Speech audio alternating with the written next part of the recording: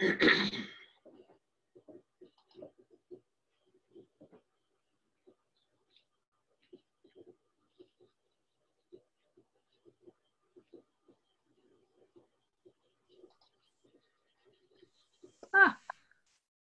It worked. it worked. Ta-da! Ta-da! Ah, yes.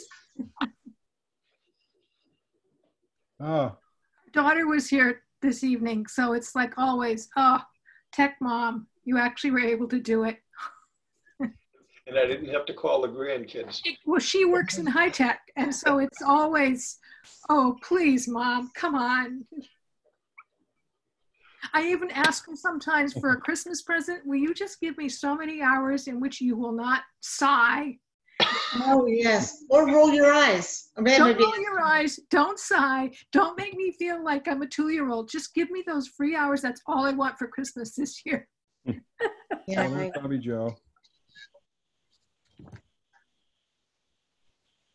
There you go. There you go. That was a You little, there, Bob? yeah, that was a little funky to get here, but okay. Okay, everybody's here. So again, the sole focus of this discussion is related to Article 5, salary for elected officials. In specific, we're talking about the town clerk salary. Right. And so the previous FinCom voted to change the town administrator's budget / line item for this salary that was listed at $60,637. We changed it on May 7th to $55,060. Okay, now a little background on why we did that and what our thought process was. So we made that decision in the context of not knowing. So we didn't make, we made that decision before the election happened, right? So we made the decision to knock down the salary for the town clerk because we thought that somebody new coming into the job, which all the 3 potential candidates were, you know, to give them headspace to grow into the salary, that they shouldn't start at the salary where this person who had been in the job for 18 years or whatever the number of years Peggy was in should start. And we just thought that it was kind of an arbitrary escalation of a salary line item for somebody new to the job. And that's in the context of, let me just read the salaries from starting in fiscal year 16. Fiscal year 16, the salary for the town clerk was $34,153. FY 17, it jumped up to $57,169. Okay, so that FY 16 to 17 was a big jump. And that was a jump that was the subject of an actual article at town meeting where the citizens basically made that recommendation. Mm-hmm. You know, Peggy had made the case that she was, you know, working, you know, more than 40 hours a week, a full-time job, and she had kind of attempted to benchmark her salary in the context of other town clerks, you know, so she came to us with data and, you know, we kind of rationalized a jump. So I don't actually for sure remember what our recommendation was or what the supporting statement said. I think maybe we kind of gave information, but kind of stepped out of it. But in the end, that year, the town clerk's salary made a significant jump. And in the context of the FinCom over recent years, basically realizing that the biggest single influencer of kind of spiraling costs for the town, if you want to look outside of the sewer enterprise fund, you know, and the infrastructure needs that we have was basically town salaries and the money we're paying employees and the benefits we pay employees.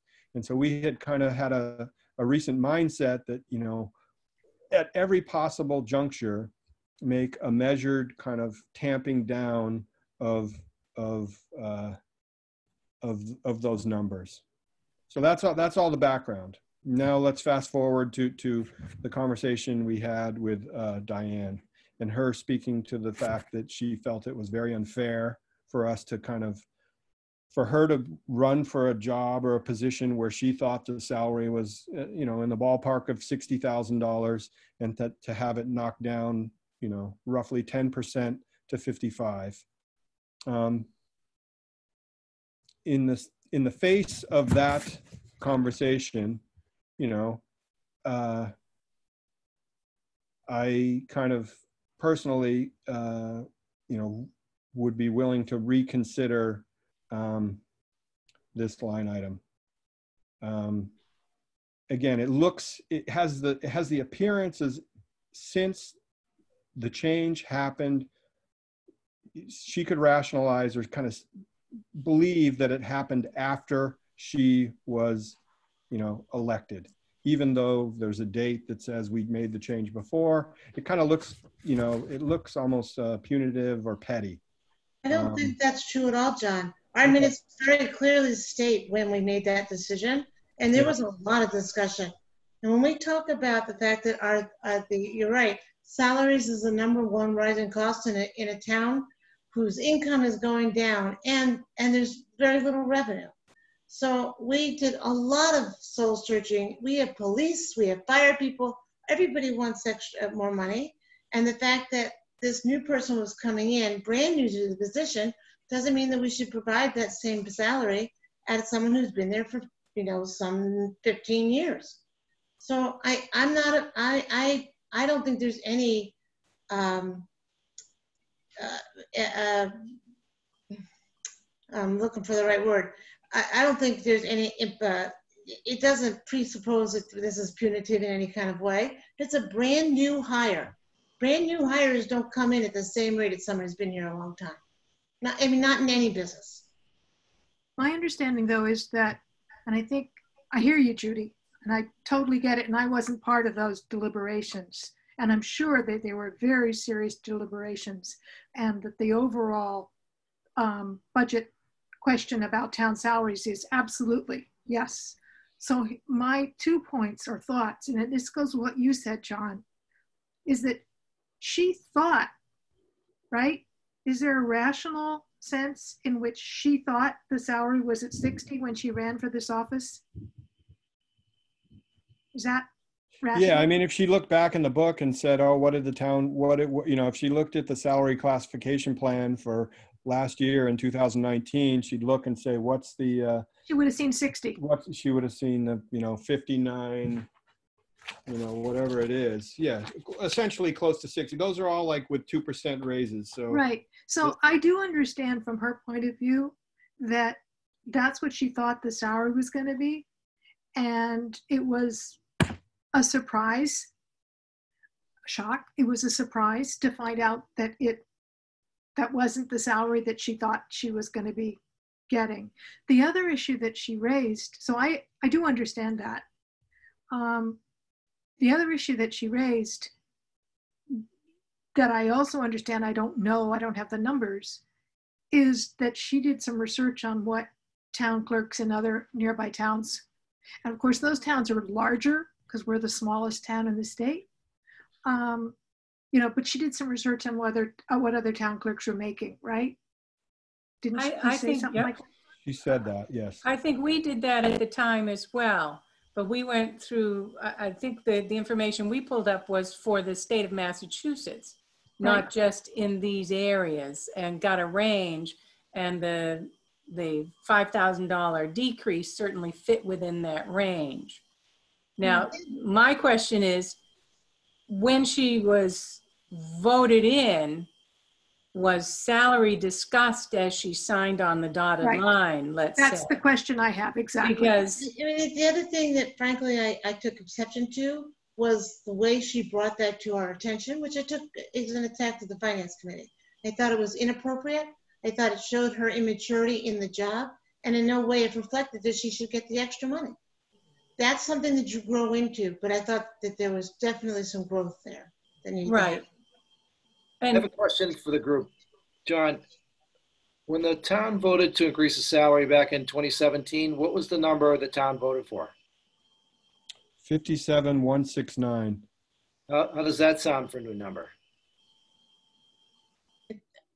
that I was know for someone who had been in the office for a while. for a Yeah. long 15 years or some big number. I'm sorry, I don't remember the Right. actual number. This is a brand new person in a brand new position. And here's what's going to happen. If we give her the salary that the last clerk had when she left, then you know, she'll look for a 2% raise, a 2% raise, a 2% raise. We start from there. Right. So it's a upward spiral, so to speak. And again, there's no, I don't know, guys. The whole thing just really hit me in the wrong way. Bobby Joe, what do you think? Bobby Joe, yeah. My buddy, the town, my coworker, Jody. I'm inclined to agree with you. I just want to point out, though, if we do something that is different than what the selectmen's budget is, we have a bit of a clerical exercise to chase that all the way through the warrant and the rest of the balancing of the books. So I'll layer in there, Bob. So one of the key points I think that we made when we made that change, when we did knock it back, is we wanted the savings to go into the OPEB account. That was a kind of. So we're just gonna flip it. Post-employment benefit. Yeah, we're just gonna flip it between the two. Say that, Okay. yeah. Yes. Yeah, because we were kind of, you know, Tony makes the case that, we're living up to the override commitment to put money into stabilization and money into OPEB. And so we're going to do $25,000 again, and we're going to do $100,000 again in stabilization. If you go back and read our letter from last year, we gave them a pass last year, and we said, okay, your commitment to OPEB is $25,000 when you have a liability between $1 and $2 million.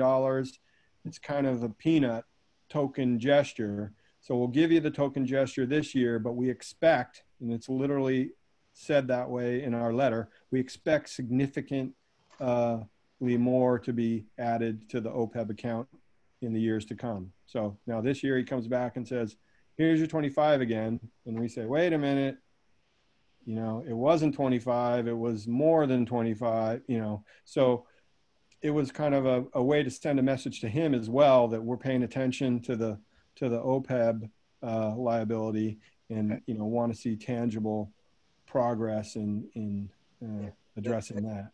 You know, again, it's clerical burden a lot less. It's a token kind of, you know, it's token in both ways. If we decided to go back and give her the full $60,000, it's not going to change, you know, it's not going to become an insurmountable math problem to find the money.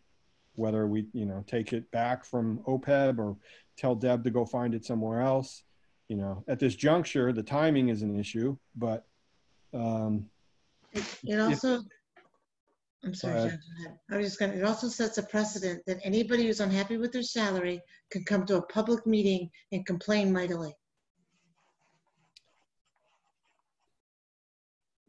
I guess I understand that, having started off my first job as a kindergarten teacher in the Boston Public Schools, provisional, or whatever they called it back then, and having made maybe $3,000 my first year of teaching, and being in touch with people in fields like education who are still, for the most part, although not always, pretty underpaid. I tend to be sympathetic to the idea that there's a lot of people in public kinds of positions who are underpaid, and they work really long hours. And so I get that, but I also get what you're saying, Judy. It was awkward. It was very awkward. I guess that's the word I would choose for Yeah. what So, she did. It was very awkward. it was awkward, but you know, I'll give her, you know, For her too, awkward. She did, but she also didn't. She clearly did not understand the quote unquote the process. The process we have right. used in the past, where department heads, you know, she's technically a department head. She wasn't a department head when the budget process was initiated late last fall, winter, early in the year, where these conversations are had. She was kind of, you know, she didn't know how it works. And Right. so she clearly came to us in that meeting saying, I have your guys' attention, so I'm going to bring this up because I think that's what I'm supposed to do. Like, she didn't do it in a way that it reflect her naivete, not really her kind of, I don't want to say malicious intent, but her No, I don't think her manipulative intent intent. was malicious, John. Yeah. No, I don't really don't think her intent was malicious. Yeah. I think that it shows the immaturity in the job. It shows, and I do worry about the precedent. So what happens then if we have a fireman that comes in and decides that they want to be paid more, and or someone from DPW, or because this is what she's shown will work. I worry about the precedent. I also worry. I just think that she doesn't have the experience. Yeah. I'm not saying that it's a living wage. I mean, we all know it's not a living wage, but would she have not taken the job if she knew that it paid $5,000 less? I don't know. I have one just point of reference here.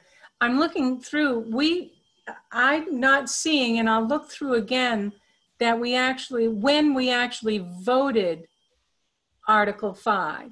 Mm-hmm. I see on April 23rd where we recommend town clerk salary decrease to 55, possibly put 5K in public health. We also spoke about putting in an OPEB, and then at April 30th, Article 5 compensation, Bob will confirm $55,000 clerk salary and inquire where best to reassign 5K. But we were still discussing the. I had a, in one of my right spreadsheets, I had that we had voted it on 5-7. So I don't know if you have the 5-7 minutes in front of you. That's what I'm looking for. April, out of order. Okay. Shame on me. I've got them out of order. Those could be if we look on the town website, they could be posted there. I can go look there. Oh, they're archived. Yeah. Well, I typed them. I should have them right here. Yeah. No.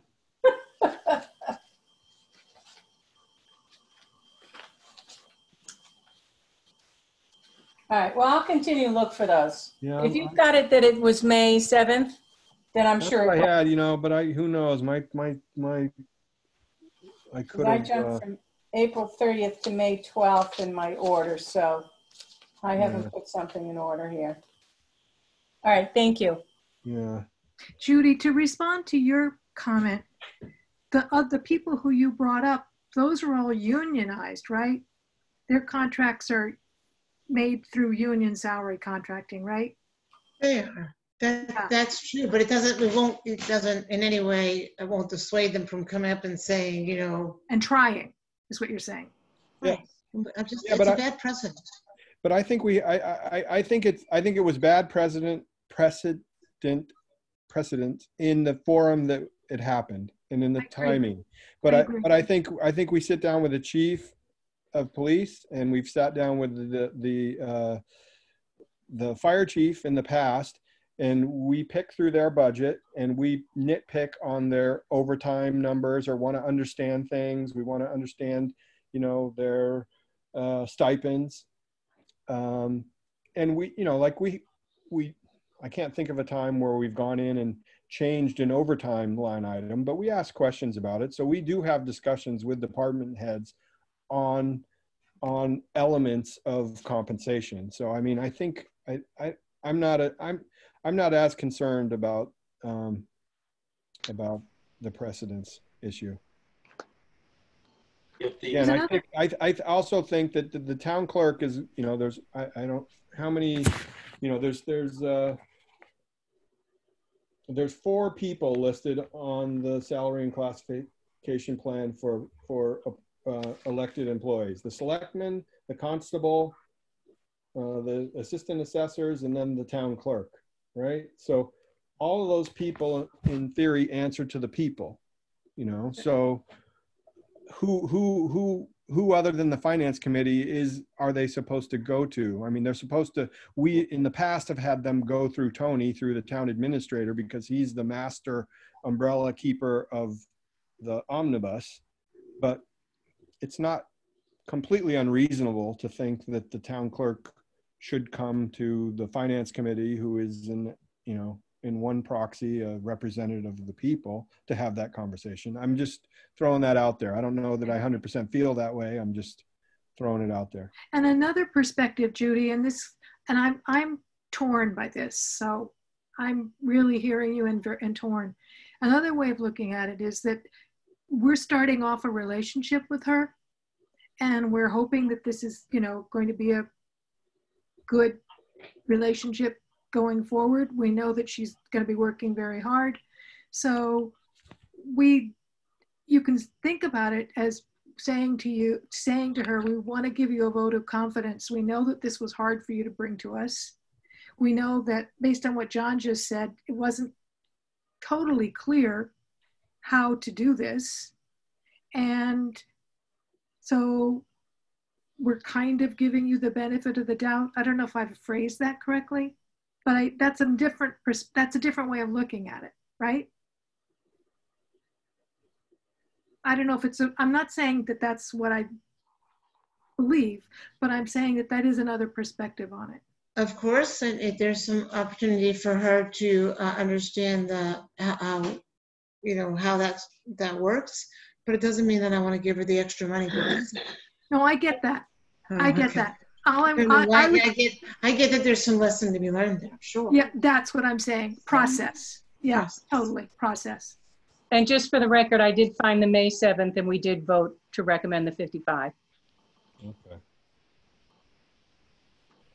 So is there any room or appetite for compromise where we might, you know, move from Judy's position of sticking to our guns to something in between? can I bring up something radical? Sure.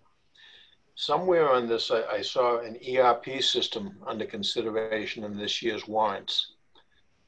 If you implement a full ERP system, if it's done properly, you're going to find that you should be able to eliminate a lot of clerical overhead. Sorry, what does ERP stand for? I'm sorry. Enterprise Resource Planning Okay. System. Yeah. Okay. Is that the Munis? Yes. Yeah. Well, it's the current version, I guess, is, but these ERP systems just eliminate duplication and redundancy of doing things. And I think you're going to find a tremendous drop in manpower requirements for clerical work. So if the goal is to lower compensation from an overall point of view, if the ERP system is successful, you should eliminate a couple of positions. The need for them, they're going to go away. Right, so we certainly didn't, I'm excited about that actually, because, but it's really not what we're telling the town why we need it. We need it because we can't get proper reporting. And in order to figure out what's being spent in any one budget, it's a Herculean task of going through things like 1, 2, 3, you know.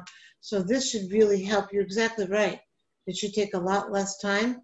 And it certainly should mean we should never have to hire anybody else.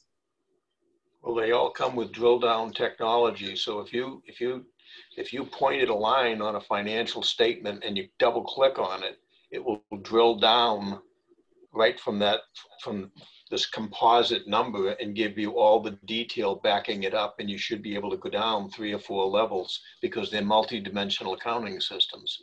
That'd be terrific. Yeah, it's good stuff, but that's sort of a side point. But you're right. It's tough to lose folks once they're there. So we'll likely see the savings not as losing heads, but not having to increase heads. Not, yeah, or not replacing. Or not replacing when they're gone, yeah. Yeah. Yeah. I guess I'm a little, boy, what am I trying to say here? I tend to agree with Judy in that, you know, she is an entry-level person. Why are we paying her so much? I think the way she handled it was pretty unprofessional. And here comes the but. I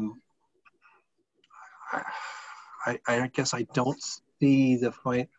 I would tend to defer to the town administration on this one. This is kind of their problem. This is a personnel issue. Yeah, I get that. It's a personnel issue that this committee created. We bought it on May 8th. Does the clerk have to be an elected official? Yes. That's statutory. That's a bylaw. It's a bylaw. It doesn't have, yeah, by state law, it doesn't have to be, but under our bylaws, it does. So there has been a push in the past for different town administrators feeling that the appointment or the position should be a position that they control.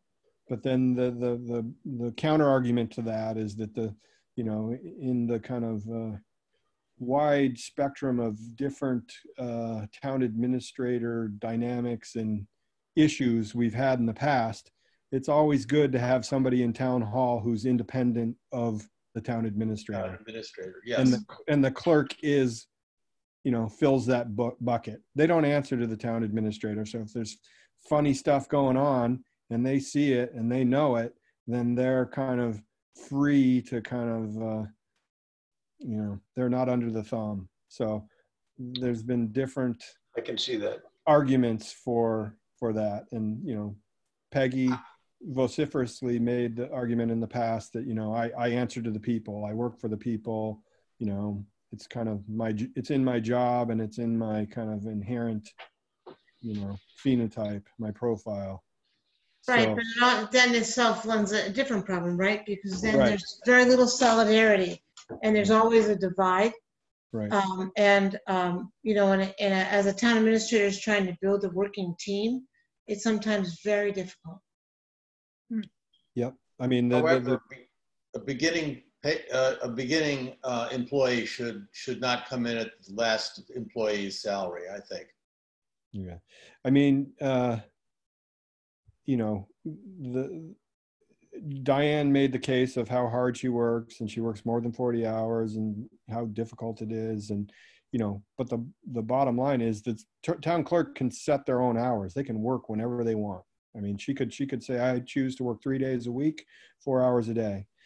Maybe next election cycle she'd be gone, but she could, somebody in that elected position can basically define, they answer to the voters. They know what their job is, but every year they're going to get checked, but not more frequently than that. I can give you a solution for the next time.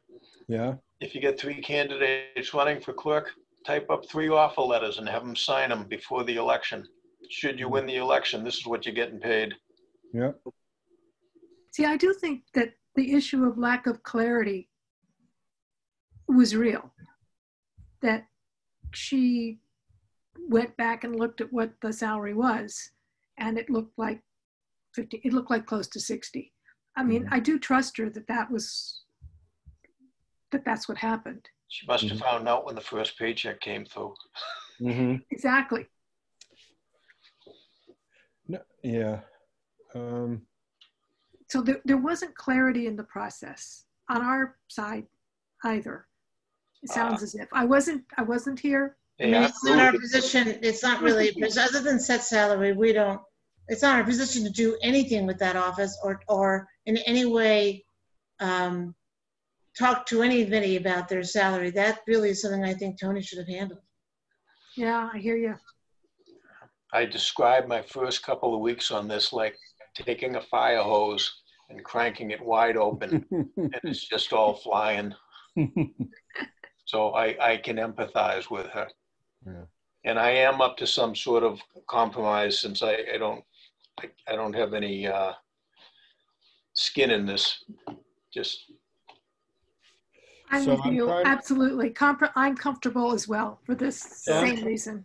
I'm trying to think procedurally how we need to do this. So Well, this would was think our, we need- this was our recommendation, but don't our recommendations then get voted on at town meeting? oh wow. Well, This this would, town meeting sets their yeah, salary. yeah, but so I think procedurally, we would have to change Article 5, right. We would which would rescind it. be voted on in town meeting, and then you would also have to change the omnibus, Which we haven't voted. which we haven't voted. So I would think we need to Is- rescind. Do we actually change the omnibus, or do we just on town meeting floor say pass when that line item goes by? I don't know. We have, when we see the omnibus, I guess we'll know. I mean, it could very well have the 637 number in it, because the last version that I have from March has that number in it. I don't know for sure that they made the change. Yeah, if my memory served correctly, Peggy had to get up in front of the town meeting and justify why she was getting the money. Right. Oh, oh. Yes, after all that, and it was about time. It was a big Yeah. to do. Listen, guys, I don't know. I'd like to kind of call the question. What do you want to do? So I'm hearing everything you're saying. I still think a compromise and bumping her salary $2,500 to 57,560. Wasn't Dana suggesting that as a compromise? Somebody suggested knocking it back to the 57,169. Yeah, it was Dana. Yeah, that was me. Yeah. So I think that's, we can point towards the town. The town voted last at 57-1, and, that, There's a rationale there. yeah. Sounds All right. like a winner. I'm We okay can with have a that. rationale. I mean, everybody gets a little bit, right? Right. In that regard.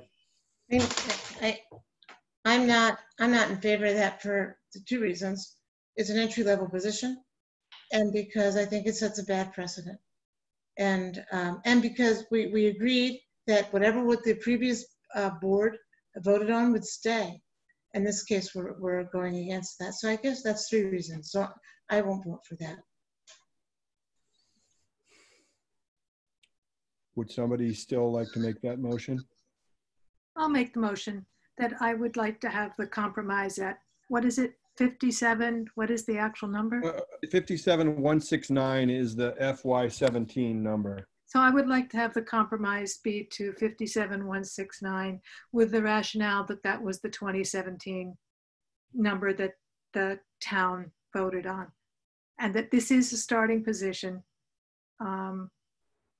But so we're going back in that sense. Right. I'll second that. Further discussion? I think we've had the discussion. Beatty, aye. Fulgham, Brown, aye. nay. Vanderslice, aye. Lewis, I. She and I. Charmy, no. Zohara, no. So what is that? Is that 5-3? That's 6-2. 6-2? No. I was a nay. There was more. DeWitt was a no as well. Oh, Was it do no? it was, no, I'm sorry. So 5-3. Okay. Okay, I guess we're done. Motion to adjourn? I'll make that motion. I'll second it. Fulgham, aye. Beatty, aye. Brown, aye. Lewis, I. She and I. Charmy, aye. Vanderslice, Zohara, aye. Okay. So Thank see you on Wednesday, right? Yeah, yeah. Double check that. Wednesday. Thank you, everyone. Double check your need to add or deliver recommendation statements. There's also a few in the list that have either no one's name on them. So if you see one that has nobody's name on it, just a date or some question marks, and you feel like you've done all your work and you want to do more, I sent you an email on that, John. There's two that I'm happy to take, the parking awesome. violations and the trees. Okay. I can't take the land ones because I'm on the town-owned land survey Okay. committee. Awesome. Well, again, if people sent me a flurry of emails between 4 and 7 when the meeting started, I didn't look at any of those, but I'll catch up. And I already sent you an email with and a Word doc. And so, I think I added those to the. Yeah, I'll look at it. All right. And John, what do we do for the numbers? We're going to wait until Wednesday to get the numbers in, right? I mean, I'll tell Tony tomorrow. I mean, I'll reach out to Tony tomorrow and say, can you send us the updated warrant you talked about on last Thursday and the budget? All right, thank you. And are there going to be, my usual question, will there be links I can click on to get to those meetings?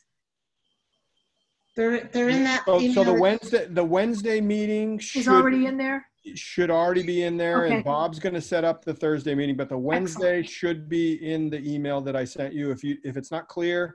No, I found that. I finally did find it. The other trick is if you can't click on it and get it to work, Barbara, cut and paste that into the browser window. That sometimes gets over that hurdle. Yeah, I was sort of going, anyway, I have that. I've started, flagged it. Okay. All right. Well, thank you for this, and thank you for the other meeting, Thank guys. you. Good night. Good night. Good night. Right.